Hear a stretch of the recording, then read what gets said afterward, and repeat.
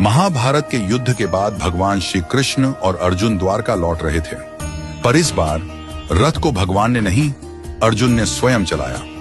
द्वारका पहुंचते पहुंचते अर्जुन अत्यंत थक चुके थे। अर्जुन अतिथि गृह में चले गए और गहरी निद्रा में लीन हो गए। शाम का समय हुआ, रसोई में सुगंधित व्यंजन परोसे जा चुके थे।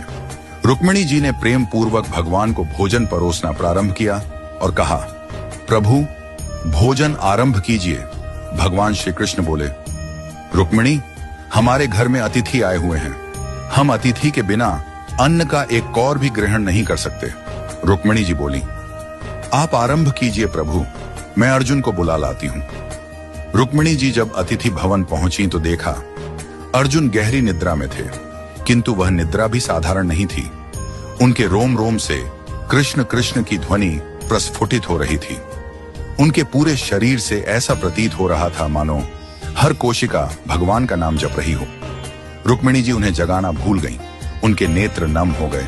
वह वहीं खड़ी हो गईं और मंद मंद स्वर में ताली बजाने लगी, जैसे किसी हरि कथा में प्रेम से भीगी भक्तिन हो। उधर भगवान श्री कृष्ण ने नारद जी से कहा, नारद, देखो तो सही, भोग ठंडा हो रहा है, कोई अर्जुन को बुलाकर लाए भी या नहीं। नारद जी तुरंत वीणा लेकर अतिथि भवन पहुंचे। उन्होंने वहां का दृश्य देखा तो स्तब्ध रह गए। अर्जुन का रोम रोम कीर्तन कर रहा था, रुक्मिणी जी ताली बजा रही थी। नारद जी को दिव्य प्रेम का साक्षात्कार हुआ। वे भी अर्जुन को जगाना भूल गए और वहीं बैठकर अपनी वीणा पर गोविंद गोविंद का मधुर कीर्तन करने लगे। अब उधर सत्यभामा जी ने प्रभु से कहा, प्रभु भोग ठंडा हो रहा है, आप तो भोजन प्रारंभ करिए। भगवान बोले, हम अतिथि के बिना अन्न ग्रहण नहीं करते, अब तुम ही जाकर देखो क्या हो रहा है। सत्यभामा जी वहां पहुंची और वहां का दृश्य देखकर मोहित हो गईं। एक ओर अर्जुन का निष्कलंक भक्ति रस, दूसरी ओर रुक्मिणी जी की तालियां, तीसरी ओर नारद की वीणा, तो सत्यभामा जी भी नृत्य करने लगी।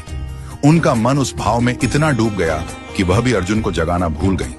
उधर भगवान बोले, सब कहते हैं भोग ठंडा हो रहा है, पर कोई हमें बुलाने वाला नहीं। लगता है मुझे स्वयं चलकर देखना पड़ेगा कि वहां ऐसा क्या हो रहा है जिसमें सब हमें ही भूल गए हैं। भगवान श्री कृष्ण वहां पहुंचे और जो दृश्य देखा वह अद्भुत था।